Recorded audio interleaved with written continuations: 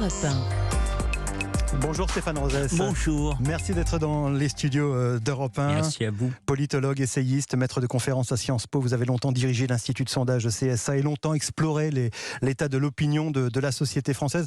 Vous aimez le foot, Stéphane Rosès? Oui, absolument. En France, comme partout dans le monde, on pleure la mort d'une icône, un footballeur de légende, Pelé, qui a fasciné des générations. Qu'on aime le foot ou pas, en fait, c'est assez rare finalement les moments d'émotion et de communion et d'hommage mondial pour une personnalité comme Pelé. Oui, il faut d'abord, évidemment, pour la personnalité, une certaine ampleur, une reconnaissance pour tous, mais aussi ça signifie quelque chose, au fond, sur le besoin des peuples de se retrouver dans des figures qui rassemblent. Et le football, peut-être un peu moins en Asie, mais s'il est autant répandu, c'est que c'est un sport collectif où le talent individuel est au service d'un collectif. Et le collectif lui-même fonctionne s'il est indexé sur les façons d'être et de faire des peuples. On ne joue pas au football de la même façon au Brésil, en Argentine, en Europe ou à Nantes. Le jeu à la nantaise, c'est pas pareil qu'à Saint-Étienne ou à Marseille. Certes, Stéphane Rosès, mais le fait est que Pelé, le Brésilien Pelé, il était universel. Oui, il était universel parce qu'au fond, ça a correspondu. Il a hissé l'équipe du Brésil au plan international. Et puis, il avait une façon d'être et de faire. Et puis, un talent incroyable qui faisait que le geste footballistique, dans sa grande qualité, peut être reconnu au fond par tous. Et puis, il se mettait à l'écart des discordes. Ça lui a été reproché d'ailleurs des discordes politiques. Mais au fond, le talent Pelé dans un collectif brésilien, c'était une époque, et ces derniers mots pour Kylian Mbappé montrent à quel point, au fond, il pouvait aussi apparaître comme un passeur. Il a fait beaucoup d'innovations footballistiques et il s'est occupé des nouvelles générations. Il a marqué donc l'imaginaire des peuples qui est au centre de votre dernier livre, Chaos, entretien avec Arnaud Benedetti. Oui, absolument. C'est-à-dire que, au fond, dans la mondialisation est une mosaïque de peuples depuis toujours. Chacun a sa façon d'être et de faire, et chaque société se pose la même question. Comment, face au réel, on s'assemble et comment on articule la diversité, voire des contradictions sociales, avec le fait de s'assembler. La crise de la pandémie a montré que la priorité pour les sociétés, c'était même pas la prospérité économique, c'était même pas forcément même les libertés individuelles qui ont reculé, c'est comment on fait face ensemble. Oui, comment on survit, comment on survit, comment on se meut ensemble, comment on fait ensemble, parce qu'on est conscient qu'on va mourir, qu'on est limité. Le sujet, c'est le rapport aux autres. Et la circulation du ballon, c'est le rapport aux autres. Alors revenons dans nos problématiques un peu franco-françaises, si vous le permettez, Stéphane Rosès. En introduction de ce livre, donc je le disais, Chaos, essai sur les imaginaires des peuples, vous décrivez une France dépressive, une période incertaine et dangereuse où les politiques sont abonnés aux absents, sont aux abonnés absents. Visiblement, 2022 n'y a rien changé et vous ne voyez pas de raison pour que ça change en 2023 ? Oui, nous sommes toujours les plus pessimistes au monde, alors que notre modèle social, quoique dégradé, fait toujours des envieux. Et donc, le pessimisme français a des raisons profondes. C'est que le cours des choses dans le monde, et notamment dans l'Union européenne, sont contraires avec les façons de faire des Français, qui est de construire politiquement l'avenir au travers de disputes communes. Il faut que les politiques, du coup, ça soit eux qui décident. Or, l'Union européenne, c'est l'inverse. Le sommet de l'État et les gouvernants disent aux Français, pour survivre, il faut ici et maintenant respecter des disciplines économiques. Et donc, ça met le pays dans une dépression, d'où notre affaissement. Alors, vous avez raison, 2022, c'est le prolongement en pire, avec une dégradation très forte. ça ne tient pas seulement ou essentiellement à Emmanuel Macron, mais il s'est situé en dépit de sa première élection, au fond, dans la continuité de ses prédécesseurs. Le chaos que vous décrivez avec comme illustration un exemple parmi d'autres, peut-être le délitement du système de santé que l'on observe à la faveur d'une épidémie de Covid, on en a parlé, ou simplement d'une grève de médecins généralistes. Ça dit beaucoup de choses finalement de l'état de la société actuelle. Ça dit beaucoup de choses parce que la France dépense beaucoup au plan social et pourtant les services publics se délitent. Alors pourquoi ? Parce que ceux qui ont pris des décisions depuis 30-40 ans n'ont pas vu et pas pensé ensemble les questions culturelles, politiques, les modèles sociaux, les rapports sociaux et les questions géopolitiques. Qu'est-ce que je veux dire par là ? Nous avions le meilleur système de santé. Nous avions un très bon système éducatif. EDF était le leader mondial de l'électricité.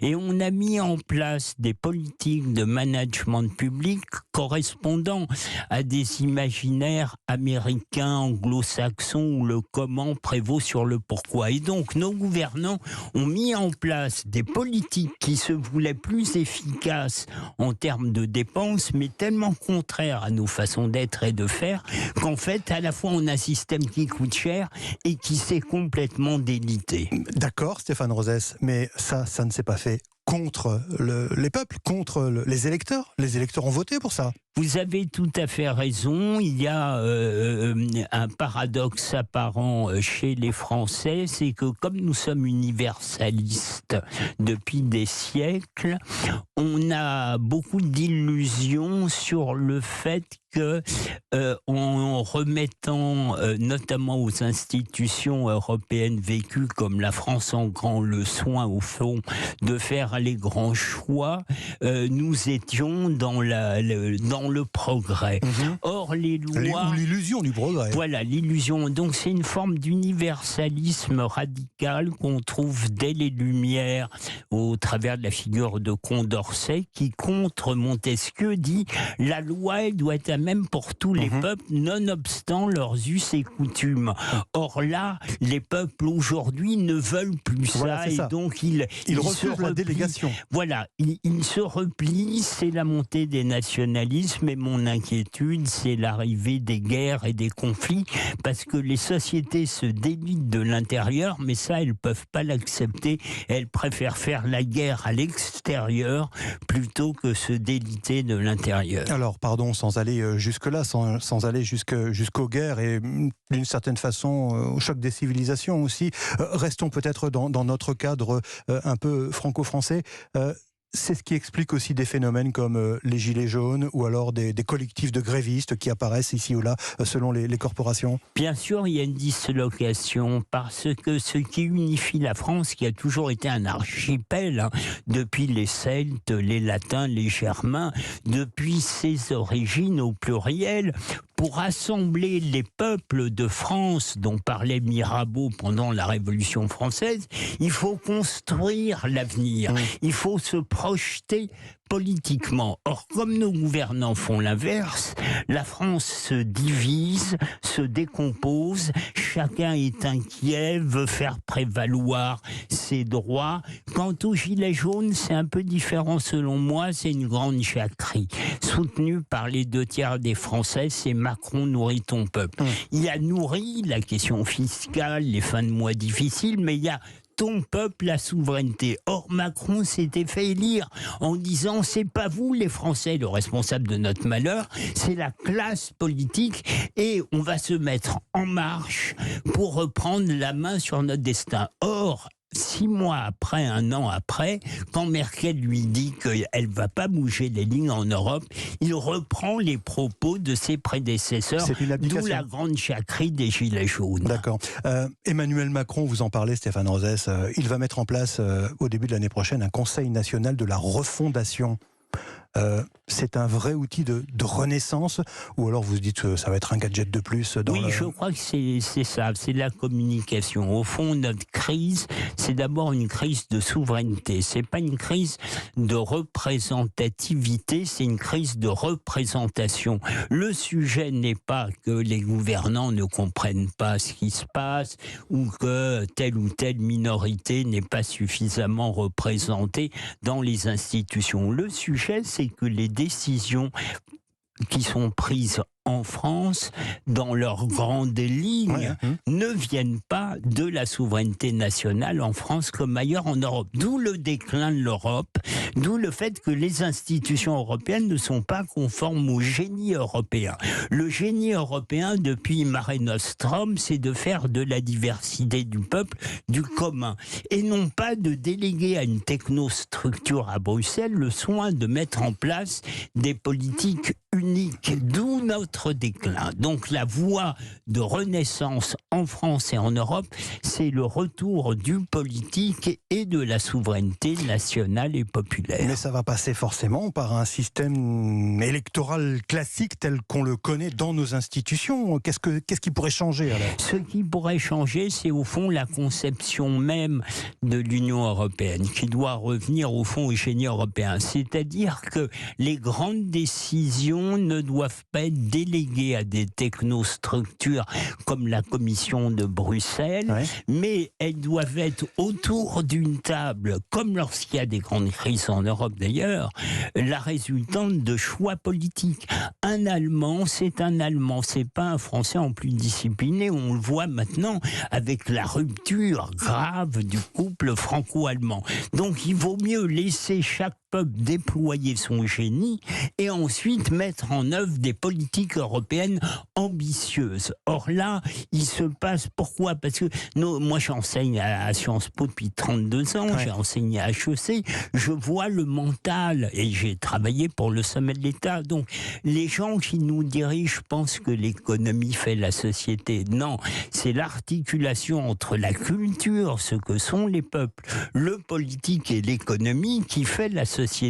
Et donc, c'est pas parce qu'on consomme partout, on va dans des McDo partout, qu'on consomme les mêmes choses, que les peuples deviennent similaires. Au contraire, les peuples reviennent au caractère primitif de leur archaïque même, de leur imaginaire. Et pour éviter le chaos, il faut vite que les peuples redeviennent à nouveau maîtres de leur destin, sinon le pire est à craindre. On n'est pas condamné au blocage, Stéphane Rosès ? Non, on n'est pas condamné au blocage, mais pour ça, il faut beaucoup de lucidité, de courage, et que les politiques arrêtent de penser à l'élection d'après pour se hisser à la hauteur du moment historique dramatique.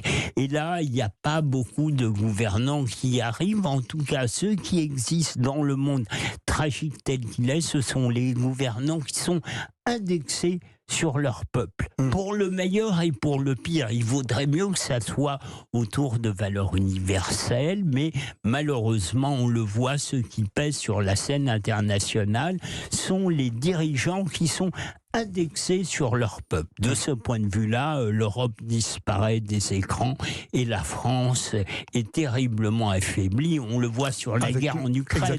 Sur la guerre en Ukraine, les choses se décident à Washington, à Moscou et à Pékin.